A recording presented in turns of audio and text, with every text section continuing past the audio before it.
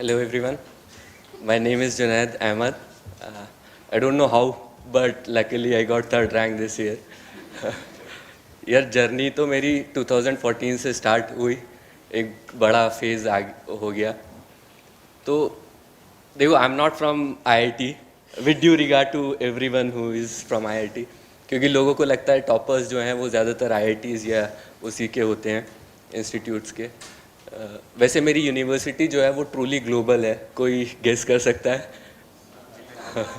Sharda university. तो मैं किसी को बोलता हूँ जाके कि I am from Sharda university, तो 2 बार पूछते हैं कौन सी यूनिवर्सिटी. अच्छा, शारदा यूनिवर्सिटी. एकेडमिक्स में भी अगर मैं बोलूँ तो average student 10th 12th 60%. 11th की नहीं बताऊंगा बिकॉज आप फिर सोचने लगोगे कि यूपीएससी सही से ले रहा है या नहीं ले रहा है, सिलेक्शन कर रहा है.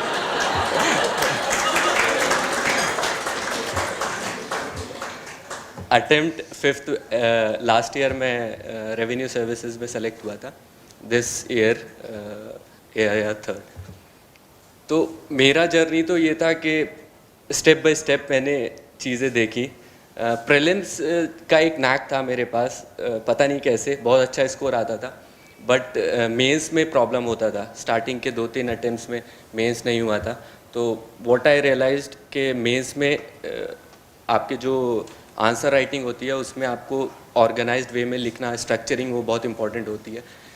तो स्ट्रैटेजी तो एक लंबी है पूरी, क्योंकि पीरियड भी बहुत लंबा है 5 साल का, तो यहाँ तो नहीं बता पाऊँगा. किसी को अगर वैसे पूछना हो तो बता दूंगा. लेकिन मेंस में यही रहता है कि आप कितना अच्छे से वहाँ पे प्रेजेंट कर सकते हो. मैं क्या करता था कि मेरे जो नोट्स मैंने 3rd अटेम्प्ट से क्या किया था, न्यूज़पेपर मैंने फोकस ज़्यादातर न्यूज़पेपर्स पे किया था. तो जो भी इश्यूज़ होते थे उसको मैं ट्राई करता था कंसाइज करने में, और क्या इशू है उसका क्या सोल्यूशन है, और वो बहुत छोटे उसमें मैं बुलेट पॉइंट्स में लिख लेता था. और इस तरीके से क्या हुआ था कि most of the issues cover हो गए थे.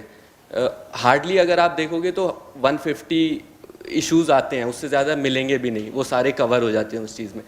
तो जब मैं मेंस लिखता था तो वो बुलेट पॉइंट्स मेरे दिमाग में रहते थे, तो ज़्यादा प्रॉब्लम नहीं होता था. इस बार तो इनफैक्ट 5-10 मिनट्स पहले ही पेपर कंप्लीट हो जाता था मेरा, क्योंकि इस बार टेंशन भी ज़्यादा नहीं थी, क्योंकि लास्ट ईयर सर्विस में हो गया था. तो यार देखो, मेरा एक्सपेक्टेशंस इतने हाई थे नहीं, क्योंकि मेरे जो बैचमेट्स हैं ज़्यादातर आईआईटीएंस और वो सब है, तो आईएएस के अलावा उन्हें मतलब आईएएस ही चाहिए. तो मेरा तो था रेवेन्यू सर्विस मिल गया, बहुत अच्छा है. अब जो भी ऊपर है वो बोनस ही है. तो इस बार, और मोस्ट ऑफ द थिंग्स क्या होता है जब आप एक्सपेक्ट नहीं करते हो ना तब आती हैं. मैंने कभी एक्सपेक्ट नहीं किया था 3rd रैंक आ जाएगा. अभी आप देखो, ज्योग्राफी में 4 अटेम्प्ट से मेरा 233 234 स्कोर आ रहा था, और मैंने ऐसा कुछ भी नहीं किया कि 321 आ गया इस बार. तो इट इज़ लाइक कि कुछ चीज़ों को आपको छोड़ देना चाहिए, कि आप जब बहुत ज़्यादा एक्सपेक्ट करते हो, बहुत ज़्यादा वो करते हो, तो वो चीज़ें नहीं हो पाती हैं. तो कभी कभी चीज़ों को उस चीज़ पे छोड़ देना चाहिए.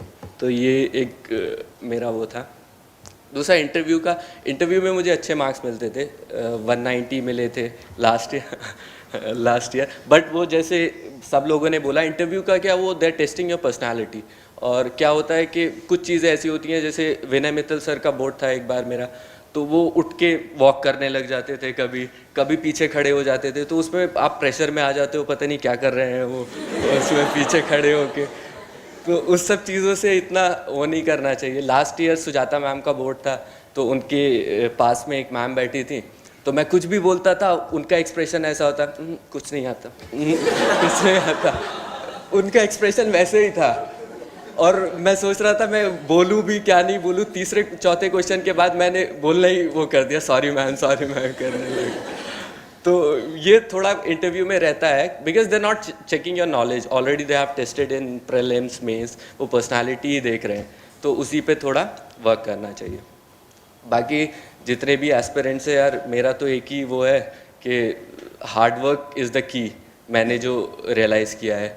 और जैसे ट्रिनिटी था हमारा फंडामेंटल राइट्स का कि 14 19 21, उसी तरह मैंने बनाया हार्ड वर्क, पेशेंस, परसिवरेंस, जो अपनी लाइफ में एटलीस्ट मुझे इस फेज़ में बहुत हेल्प किया.